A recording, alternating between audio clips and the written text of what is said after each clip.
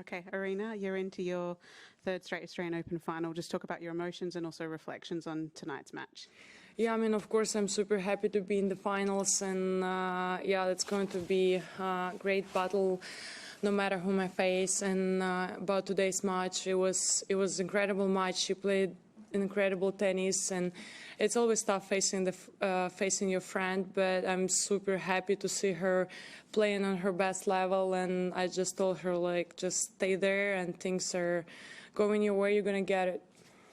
Okay, we'll start with David and then Charlie. David. Obviously, your priority from here is winning the title. However you can win it, you want to win it.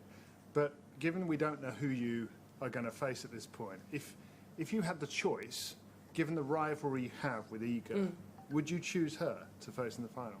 Yeah, I mean, why not? Every match we play, it's a great battle. I always enjoy playing her. We had a lot of great battles in the past. I mean, obviously she has a great record against me, but for me it doesn't mean anything. You know, every day it's a new opportunity and you can change things. So if it's going to be her, I'll happy to face her, and also Keys. I mean, she's playing incredible tennis as well. She's a very aggressive player, serving well, moving well. I mean, I saw her matches here. She's in a great shape, and it's also going to be a great battle. We had a lot of great battles in the past. So, I mean, honestly, I don't have a priority, like, you know, preference whom to face in the finals. Anyway, whoever gets there, it's, you know, it doesn't happen, you know, I don't know. It's if it's happened, it meant to be, and it means that the player is in a good shape. So it's going to be a great battle. Okay, Charlie. Congratulations. Just to follow up on that, obviously, if it is to be Iga, that's a rivalry that I think everyone's really excited about. It would be the first time you've played in the Grand Slam final. How much does that sort of thing matter to you? How much does that excite you? The prospect of playing kind of, you know, this player who everyone thinks is your kind of biggest rival. Yeah, it's exciting. You know. It's exciting to be, you know, to have a rivalry, and it's great, you know. Like every time I face her, I get better at the player, and she forced me to get better, and she also motivates me to work really hard and to get better. And every time we play against each other, it's a great battles, as I said, and. I mean, it's exciting if it's going to be #1 against #2 finals. I mean, that's huge, and it's good for tennis, and it's. I really hope it's going to be a great battle.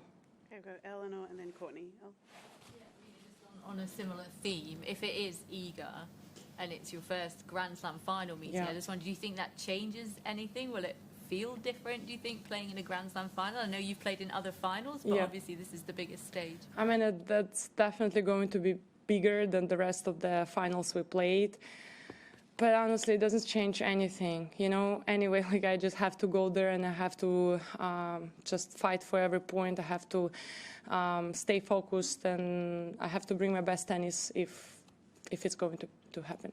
Okay, Courtney. Where are you? On today's match, how would you rate your level today? Well, after love to love 40. After that, I'd rate that I played really great tennis. I mean, I played incredible match, I think. She said that, you know, it was a little bit too good, and she kind of felt that, you know, the winners were zinging past her everywhere. There wasn't much that she could do.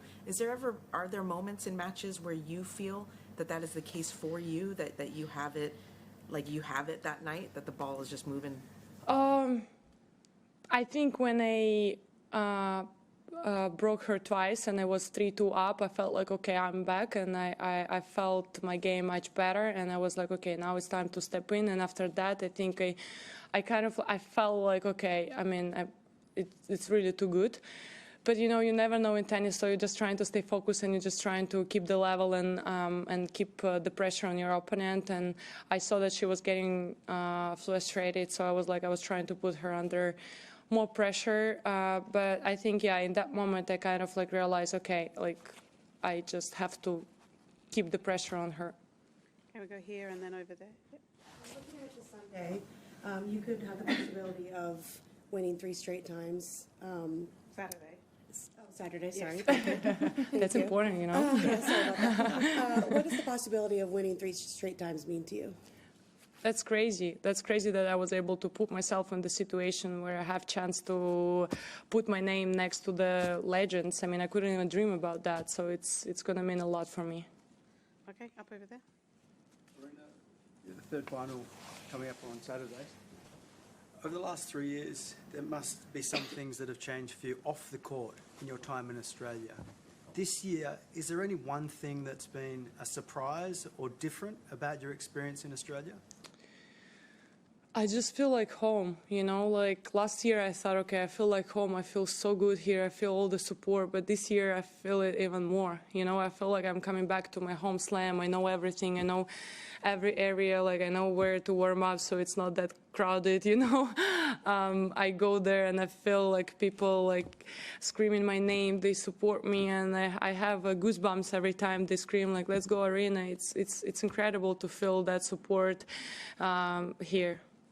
Okay, we'll do 4 more. Charlie, Courtney, David. Charlie up the back.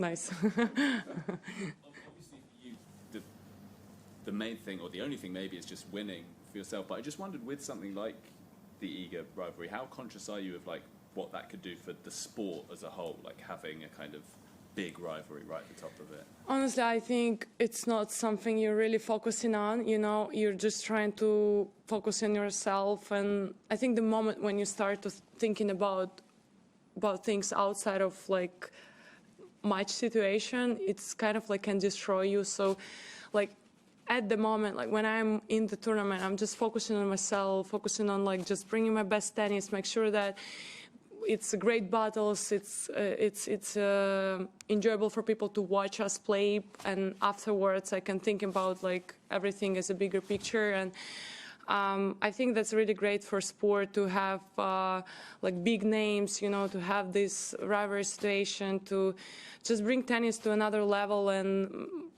bring women's sport to another level. So it's more interesting for people to watch, and that's really important, I think. Okay, Courtney. Sorry.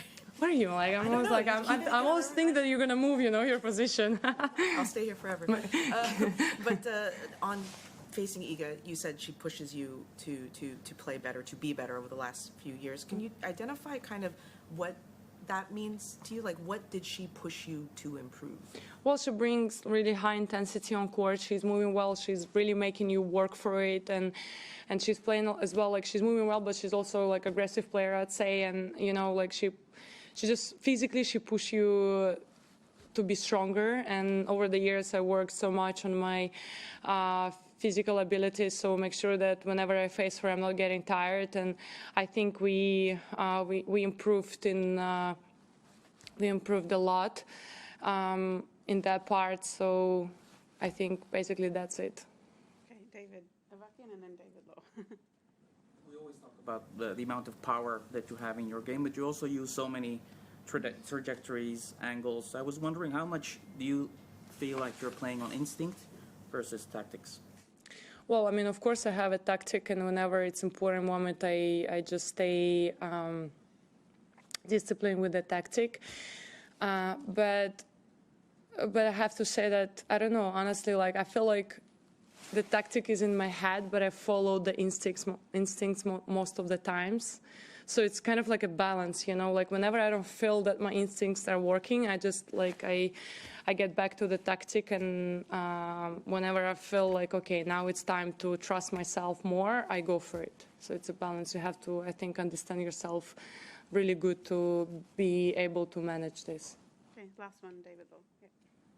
Just on Madison Keys, given she's still in her semi-final at the moment, I'm thinking back to the match you played against her at the US Open, which was incredibly close. I just wonder what do you remember from that night about how you felt playing her? Yeah, I think I was under so much pressure, and she was just like, it felt like she was just going for her shots and everything was going in, and she was just like, you know, crashing it. And I think at some moments she was just like start questioning herself, and I saw that, and I felt like, okay, now is the moment to like make sure that you put as many balls back as you can. And I think that was the crucial moment, and I just turned around things. But Yeah, she played incredible aggressive tennis in that semis, and also, US Open courts are a little bit faster than here, so I think the conditions suit her really well there. Is she the only player that has done that to you, kind of taken it? Usually you're the aggressive player. Yeah, I mean, yeah. I don't know where they're at, that was like, that's just like, she was just like overheating it and everything was going in. All right. You have national.